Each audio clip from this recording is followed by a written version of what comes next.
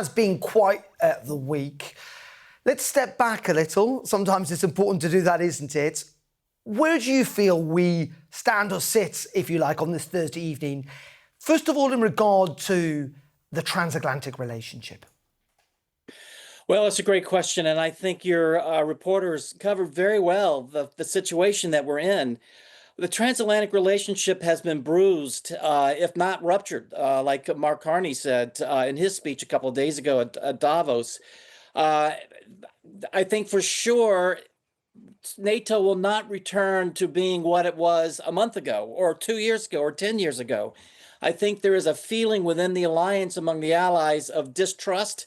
I think there's a feeling that the U.S. isn't committed, and there seems to be this growing talk within the European nations that they need to come together, like in the coalition that we see working Ukraine right now, but a broader mandate to be an option for Europe in case something needs to be done and the U.S. has either walked away or or NATO isn't able to take action. So there seems to be an understanding among Europeans that the situation can't stay the way it is, that their leader has moved on, at least for the next 3 years, and that action must be taken. But what action? And that's what your reporters have pointed out. Who's going to be leading Europe now? Jim, could you make an argument, though, that actually we've already been on this path for a while? We know that President Obama, for example, wanted to focus much more on the Pacific, away from Europe, if you like. The US has been pivoting for some time away from the transatlantic relationship. And let's be honest about this. Donald Trump has got a bit of an argument. He says that Europe does need to step up a bit more when it comes to its own defence. Maybe this, what I'm trying to say is, maybe this isn't necessarily a bad thing all in all, when you get rid of lots of the rhetoric. Well, that's right. And I think that's certainly something you hear in Washington, and you hear that in European capitals, too. I think there's a recognition that things that can become hollowed out, that Europe did need to step up. But I guess the situation is this. There needs to be a lead within Europe in terms of stepping up. What does that mean? Is it in the defense world? Is it in the tech world? You've got the Draghi report that's come out talking about the European Union. Nations in Europe that are in NATO are definitely spending more on defense, and there are war plans that the alliance has agreed to. So there is work being done to improve defense. The European nations getting stronger, worried about the defense industry, making sure the defense industry in Europe can handle the demand. So there is a lot being done, but there seems to be a critical mass of power and a lack of leadership to figure out how can we get stronger and who's going to lead this if it's just Europe and that the U.S. isn't involved. Who's going to be the leader in Europe? Yeah, indeed, that is a big question. But it also poses the question about how does Europe still deal with President Trump? I mean, he's going to be in office for the next 3 years. What have you made of the different approaches? We've seen Emmanuel Macron, who's not going to be around in 3 years as the French president, taking a pretty hard line. Keir Starmer, while being critical, not necessarily being as forceful. We're seeing different approach from different European leaders. What do you think has worked best, or what approach should they take going forward? Well, I think there is a frustration and no longer the patience among a lot of European nations to do the approach of appeasing him, of currying favor, calling him daddy, that kind of thing.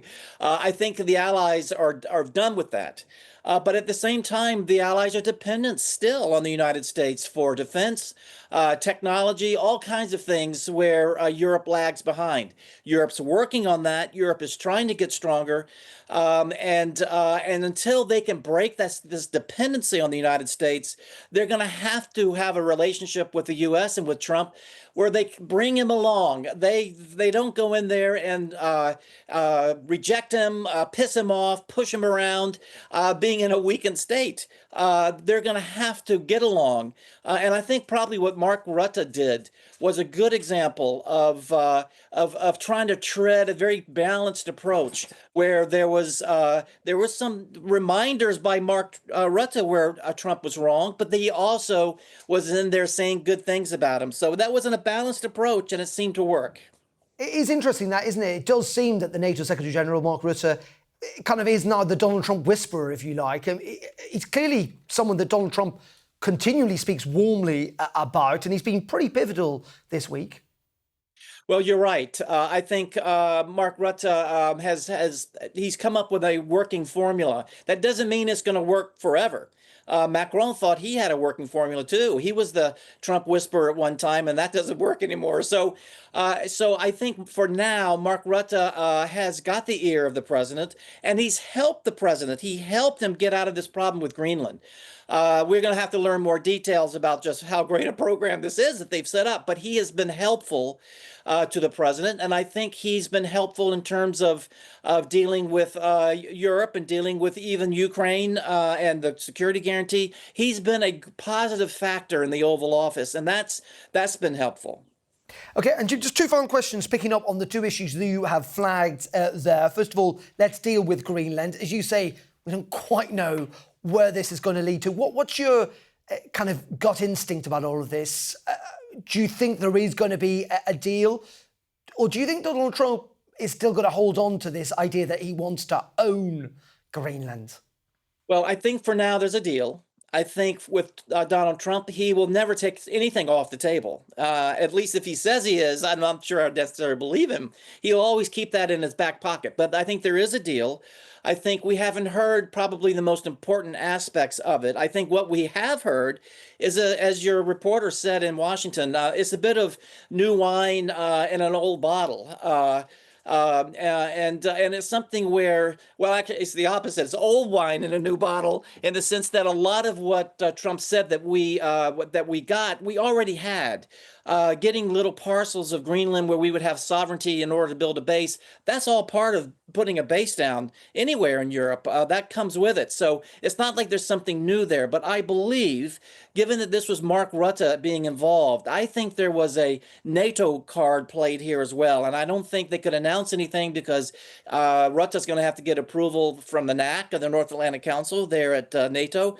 But I bet you there's going to be some type of NATO command structure, an Arctic command structure, a NATO presence on Greenland, because they talked about this in terms not of Greenland, but of the Arctic region. And that's something that NATO has already said it needed to pay more attention to. It was going to do more. And I bet this is part of a program already in motion at NATO that's now going to feature Greenland, feature maybe a NATO presence there, and a larger U.S. contingent as part of that NATO presence. That's my guess. We'll see what happens.